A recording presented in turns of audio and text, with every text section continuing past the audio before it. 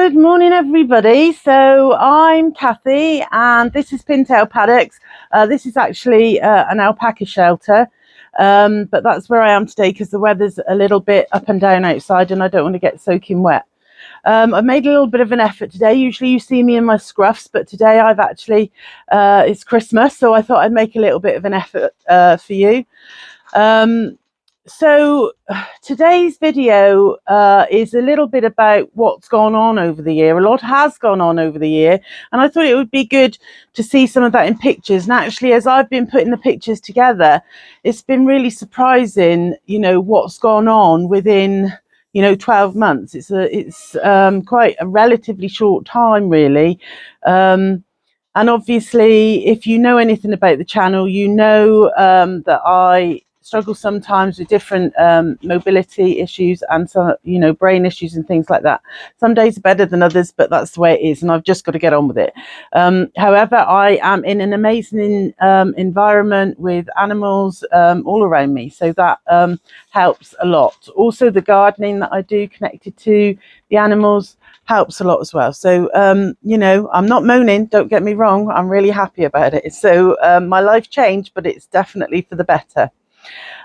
So that's today's video, really. There won't be any end part to it because it'll just fizzle off because this sort of the introduction is in the beginning and the end. There'll be some video clips, there'll be some photos, but it'll be going from the beginning of the year to the end. And showing the life of Pintail Paddocks really over the year. It just leaves me really to say thank you so much for watching. Thank you so much for subscribing. Obviously, those things don't cost anything, but they mean so much. And, please join me in my journey going forward and seeing how much more we can achieve next year. I've begun to sell items that I'm making from the alpaca fleeces, so that's made me very excited. I'm hoping to show some of the fleeces next year, as well as obviously have some young to share with you next year. So a lot more going on, so stay with me, and if there's any advice that you can give, as always, or especially with my onions, the ones inside have done well, but the ones outside haven't, but you'll see that in a little while. So any advice that you can give me is always welcome, or even if it's just to say how you're doing with your growing or your animals or what have you. Maddie's getting very close to the camera. You might just see her nose in a minute and not me. What she's doing is actually annoying Polly so that she leaves her food so that she can eat it. And actually, I think that Maddie's eaten it too quickly and now is got a little bit of choky going on, but she'll be all right. I'll keep an eye on her. Anyway, that's it from me. Have a fantastic Christmas. If you're struggling or anything like that, I am really sorry. And, even though I've got all this, that doesn't mean to say that financially, we don't have to be astute and everything like that, because there'd be no way that I could have the animals, if I wasn't financially astute. So, so anyway, look after yourselves. I do hope that you have a good Christmas. I apologise for Maddie there. I really do hope that you have a good Christmas and you can get something from it that, is positive. All right, take care, and I send you all my love. Bye for now. This is one of the top tips that I wanted to share. Now, I know that everybody's going on about using cardboard and everything, which is obviously brilliant for your browns. But one of the things that I do is leave all of my cardboard out in the rain, so that then it makes it so much easier to rip up and pop into your compost bin. So that is a top tip. Don't do it when it's dry. It's so much harder on the hands. This is a follow-up of the onions that I planted. So this here is where I planted my garlic and my onion seeds. Unlike the others, you can't see anything. Garlic bulbs, but there's very little coming through, if anything at all. I think the only thing that I had come through is weeds that I've pulled up. But so a little bit disappointing. We'll see though, we'll give it time. I did plant them a little bit later.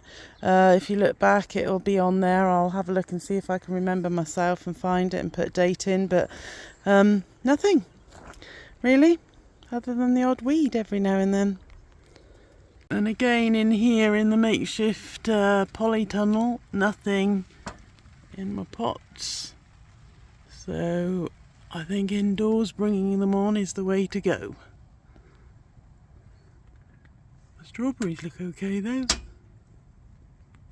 The last of my leeks are looking alright, so that's good. I've just uncovered my calibres. I think that they're purple sprouting broccoli.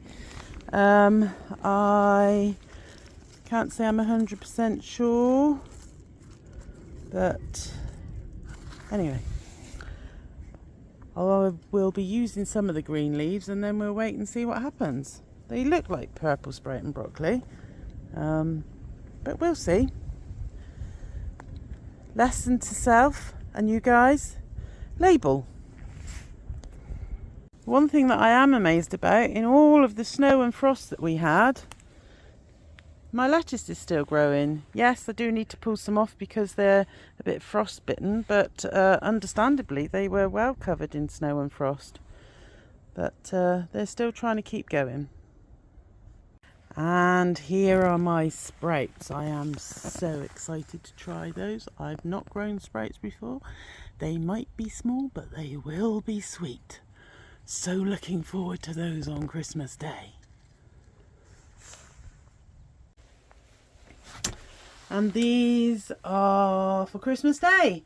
So those are my potatoes that I'd left in, which will be lovely.